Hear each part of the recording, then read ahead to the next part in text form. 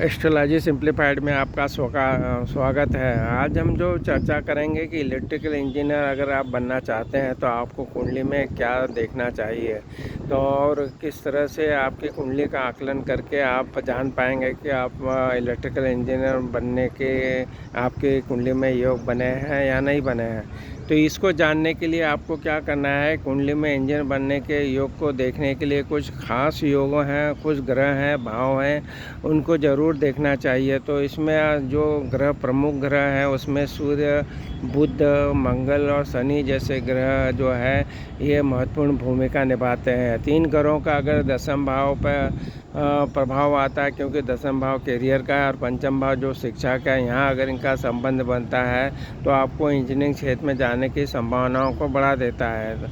अगर हम बात करें तो हर एक ग्रह के बारे में बात करेंगे। सूर्य, बुध, मंगल, शनि का क्या महत्व है इसको हम जानने की कोशिश करेंगे, क्योंकि सूर्य ग्रह जो है वो ज्ञान और बुद्धि का प्रतीक है, तो इसके लिए सूर्य ग्रह को देखना ज़रूरी हो जाता है। फिर बुद्धि जो है, बुद्ध के लिए जो है संचार, तर्क शक्ति और जो गणितीय क्षमता है वो बुद्ध के अंदर है, तो बुद्ध ग्रह को देखा जाता है।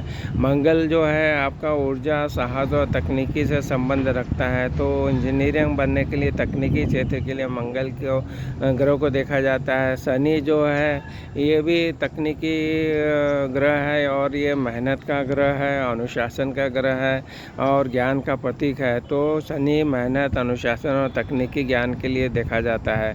और दसम भाव जो है आपका कैरियर और व्यवसाय से संबंध रखता है, तो इस ग्रह को, इसको दसम भाव को देखा जाता है। पंचम भाव जो शिक्षा और बुद्धि का है इसको देखा जाता है। तो हमने देखा कि दसम भाव पे और पंचम भाव पे जो ग्रह बताए इनके या तो वहाँ पे होना चाहिए या युति होना चाहिए, दृष्टि होना चाहिए, तो आपको ये इलेक्ट्रिकल इंजीनियर बनने के योग में सहायक होता है।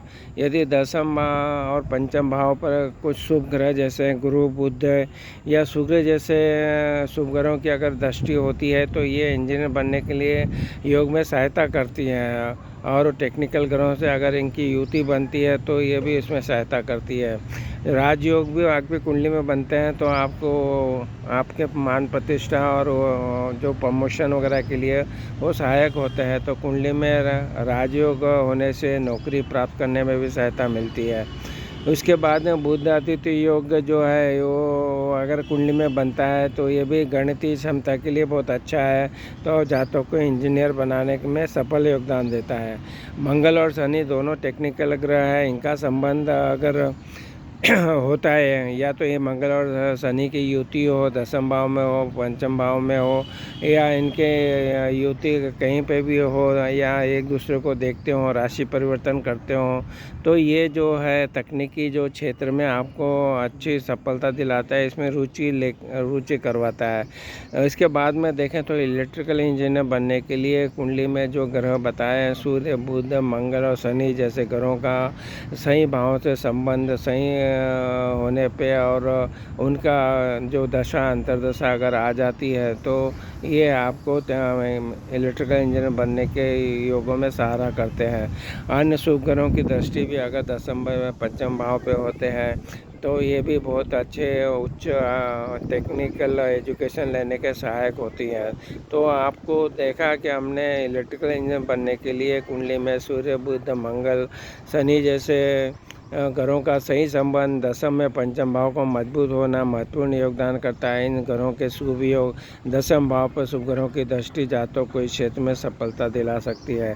आप चाहते हैं कि आपकी कुंडली में को आप एक अच्छे ज्योतिष विशेषज्ञ से ज़रूर अपनी कुंडली का विश्लेषण करवाइए, जिससे कि वो जो बातें हमने बताई है कि इलेक्ट्रिकल इंजीनियर बनने के लिए किन ग्रहों को, भावों को देखना है, उनका क्या महत्व है, वो उसको अच्छी तरह से आपकी कुंडली, जन्मकालीन कुंडली में देख के, दशाएं अंतर्दशाओं को देख के आपको ज़रूर सहायता कर पाएगा। तो आप अपनी कुंडली का विश्लेषण ज़रूर कराइए।